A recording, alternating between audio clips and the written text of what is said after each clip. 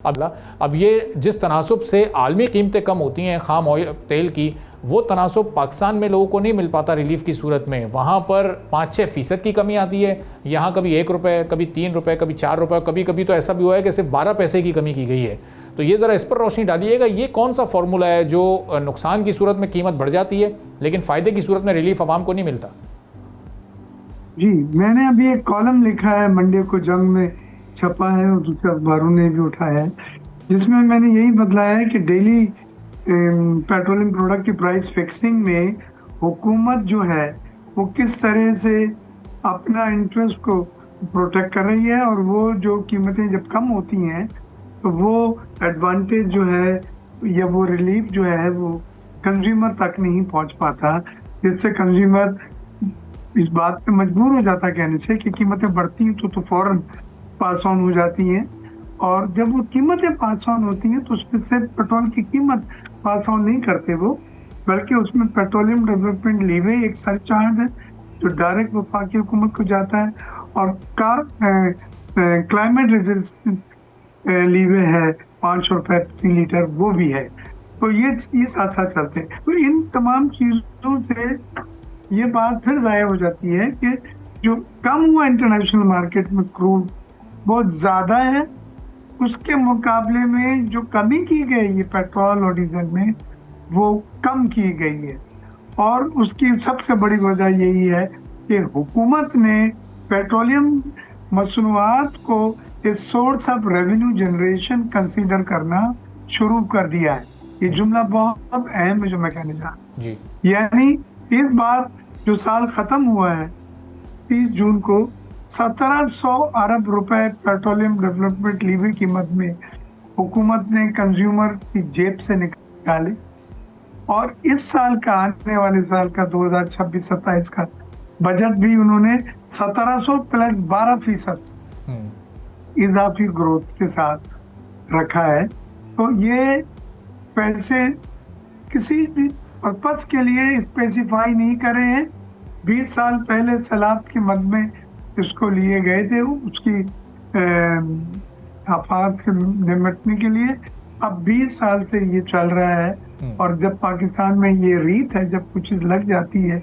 तो फिर वो दिहाइयाँ और दिहाइयाँ फिर वो खत्म नहीं होती। वो जिस पर्पस के लिए लिया जा रहा है वो यूज भी नहीं हो रहा है। मैंने सामने के फ्लोर पे कहा था कि 3 जगह से आप पैसे ले रहे हैं, एक पीडीएल ले रहे, एक कार्बन लीवे ले रहे, और एक आप आईएमएफ से क्लाइमेट रेजिस्टेंस की मद में $400 मिलियन अब तक ले चुके हैं, और $1.2 बिलियन का लोन आपका सैंक्शन हुआ है क्लाइमेट रेजिस्टेंस के मद। इसके अगेंस्ट कौन से प्रोजेक्ट हैं? कोई एक प्रोजेक्ट बतला दें जिससे कार्बन रेजिस्टेंस है, कार्बन जो एमिशन है उसको कम करने के लिए आप अगर कर रहे हैं, कोई जवाब नहीं है। तो मैं फिर ये बात दोबारा दोहराऊंगा कि हमें ये जो ओगरा है ये नाइंसाफी से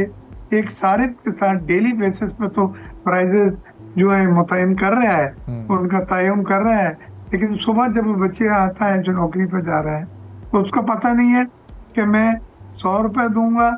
ऊपर लीवे पे, जो अगर पेट्रोल है 328 रुपए में 100 रुपए दूंगा, 111, 117, 80 रुपए, 90, कुछ नहीं पता हो। वो हुकूमत ने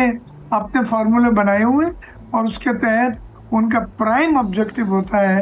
पेट्रोलियम डेवलपमेंट लीवे और कार्बन लीवे कोई रिकवरी करना। तो अब साहब ये जो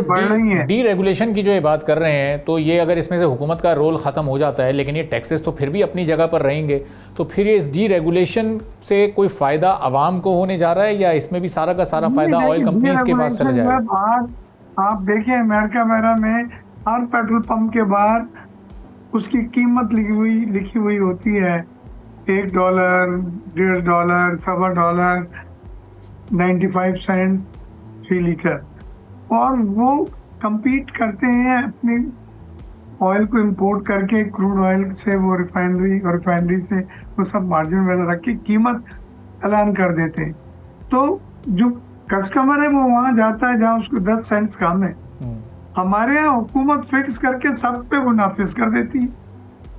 और वो बेचारा जो कस्टमर है, कंज्यूमर,